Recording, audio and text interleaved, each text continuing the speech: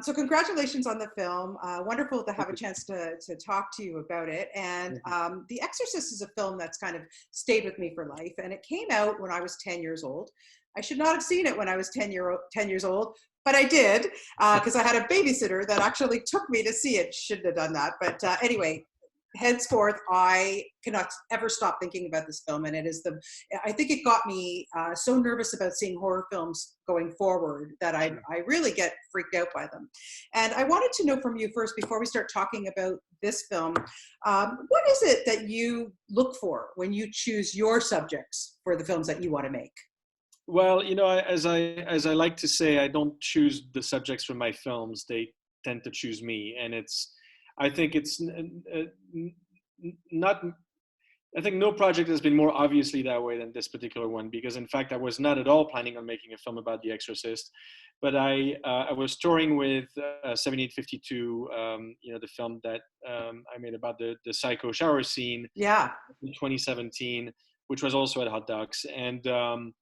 And I was at the Sitges Film Festival in Spain for our Spanish premiere, and William Friedkin was getting the Lifetime Achievement Award there. And I was having lunch one day on the port, and I hear a voice behind me that says, "Hey, Alex." And I turn around, and it's William Friedkin. Nice. And I'm like, okay. And he says, I've heard so much about your film. Come over here. I want to tell you some stories about Hitch.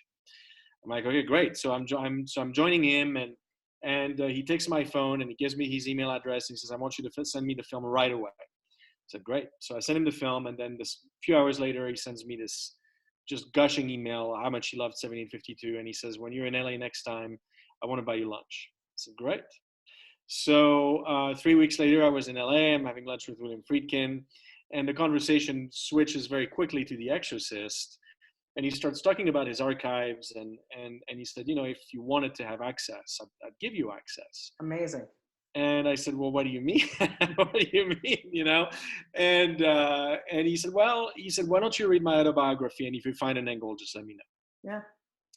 And so what came to me immediately, because of course, I make obviously films about film, and that's what we do at Exhibited Pictures, and we've been doing this for a long time.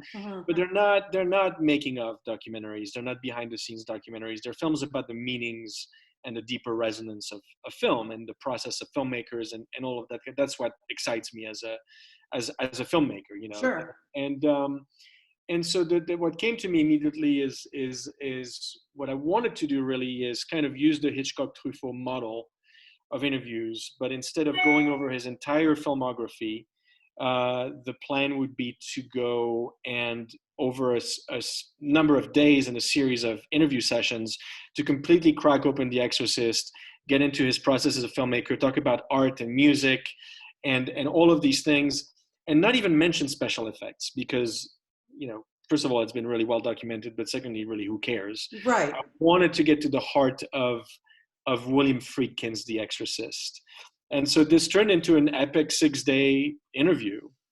And a journalist's dream, I might add. Like if I could get 6 days with a filmmaker like that, I honestly, what a gift you got. No, I mean, it's and not only that, but I can, countless lunches and phone conversations and coffees and whatever. And I mean, he still calls me, we're still in communication and I mean, I really have no words to express what this has meant to me, for sure. Yeah, he has divulged so much. Like I said to you, I just found it so fascinating and so interesting. Things I don't think any film fan knew. You really got a lot out of him. Yeah. And I really loved watching him just telling the stories too, because he was so comfortable with you, for sure. He was just telling you everything. And like I said, I don't want to give away too much because there are a lot of little surprises. And like I say, things that I don't think anybody knows. But what surprised you the most? Like, I can't imagine sitting across from him and going, really? What? Like, honestly, there's just so much. But was there something that really stood out for you? Well, I think, it's funny because we all have, this vision of Friedkin, which is, I think there's a lot of a myth, of course. I mean, he's bigger than life, right? Yeah. And I think that anytime that you have someone who has that kind of a persona, there are these sort of tall tales that come attached to that. And so and I think he's definitely over the course of his career, he's also played on that, Sure. and I wanted to sort of go beyond that. And I think that there was also something about this particular project, I think, in this time in his life, where he probably felt like it was time for him to sort of let his guard down a little bit, Hmm. to be a little bit more vulnerable, to be, to cut through the BS in a way. And I think that what surprised me is moments like, without giving it away, the closing sequence about the Kyoto Zen Gardens, which Yeah. you would think, what is this connection between The Exorcist and the Kyoto Zen Gardens? Well, you're going to have to watch Leap of Faith for that. And have Kleenex by your side too, by the way. It's a Yeah, little emotional. Yeah. it's there's really not. I mean, I've seen obviously this film in the theater with people. There's not a dry eye in the house Yeah. when he ends on this, because and it's just one of those moments that completely took me by surprise. But I also knew then and there. I mean, as it happened, as he delivered that monologue in such an emotional fashion, that I knew this had to be the close of the film, and I Yeah. knew I had to go to Kyoto to film there. For sure. So we didn't. Beautiful. Well, yeah, we didn't have the budget to do it, but we found a way to do it, and Yeah. I'm really glad we did, because it lands it.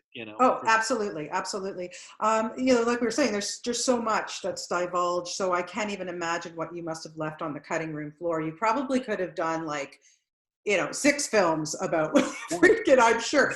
One Yeah. thing he didn't go into detail about, and it's always been something I've wanted to know, and maybe he did tell you about this, was Mm. how this affected Linda Blair as a child actor. I honestly, did she have like years of therapy after making this movie? Or, I mean, I know it's a movie. And she was doing her job, and she was a fabulous actress, as was, Ellen Burstyn and everybody in this movie. Sure. But what that kid went through, and now when you look back on it, like I said to you, I can't even look at images with all that makeup on her face, because it still scares me to death, No. I mean, it was quite the contrary. It was very playful, and he told me that and again, I didn't include that because it felt more like sort of like behind the scenes kind of anecdotes, which are fun, Yeah. But he told me that there was a lot of sort of like, let's do this and then you'll get a milkshake, Right. So she got a lot of milkshakes, I think, out of this. She was a huge milkshake drinker. Good thing she was lying in bed for most of it, because if she gained weight, it wouldn't matter. Exactly. No, I think there was a very sort of. I mean, he was very much a father figure. Yeah. And he was very, very caring and very loving, and explaining what she had to do and say. But my understanding as well is that. The reason why she got the gig, because is that she was very already mature, and much more so than girls of her age at the time. She understood things that most kids don't, and so no, I don't think there was any trauma at all. Oh, good to hear. Good. I never really found anything from her saying that, and I was just curious if he had spoken about her. Why do you think this movie just holds up still so many years later? Well, because it's I mean, it sounds like a trite thing to say, but because it is a great film. I mean, it's not holding up because of the special effects. It's not holding up because of the horror. It's holding up because it is a spiritual film. And by spiritual, I mean that it doesn't matter whether you're a person of faith, whether you're agnostic, whether you're atheist. It's a film that taps into very profoundly important and sort of crucial human emotions. I mean, this idea of love. It's a film about love. It's a film about what happens when there's someone that you love who's going through something and there's nothing you can do about it. It's tapping into guilt, and it's the small things, in fact, the nuances, the details, the subtleties that make The Exorcist great. It's not the big things. It's a chamber film at its core. It's a small film if you really think about it. Yeah. And in fact, he's told me privately that, even though that's not in the film, but he's told me that it's if he were to remake The Exorcist, or make The Exorcist now, he would tone way down the special effects. He regrets that he's taken that so far. Interesting.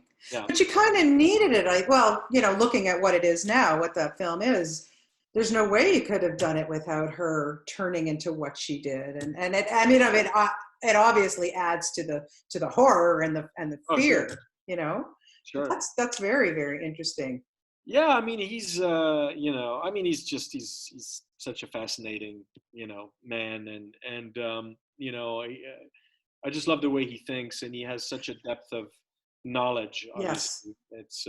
It's extraordinary. I was going to say that. I was writing notes as I was watching it, and the one thing that stood out for me, like his knowledge of music, of other filmmakers. Like he's so, it's not even like he was sitting there looking at notes and going, wait a minute, I got to refer back. He has this all in his head.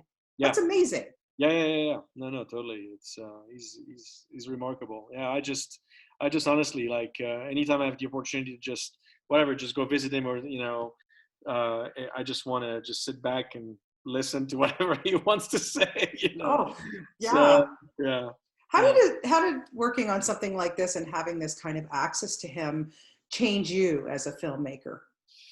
Well, I mean, it's, those are, I think, first I got my own sort of personal masterclass, obviously, which are lessons for the rest of, like there's no film school that gives you what he's doing. Yeah, no. There's no price tag on that kind of a masterclass, but also lessons for life, I mean, it's been lessons in life that he's given me. But it's also, the level of trust has been quite astonishing. I'll remember one of the things that's incredible is in the film we talk about the fact that he rejected William Blatty's screenplay. Yeah, felt like it was went too far away from the book, and so he went upstairs and he brought me the book that he annotated, which became essentially the first edition, which is signed by Blatty on the day of the release of The Exorcist, which is fully annotated or marked by William Friedkin, which became the blueprint for the actual screenplay.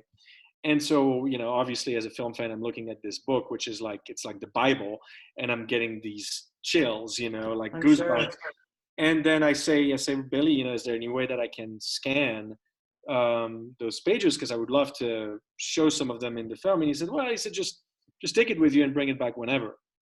And I'm like, I had this moment of like, are you freaking kidding me?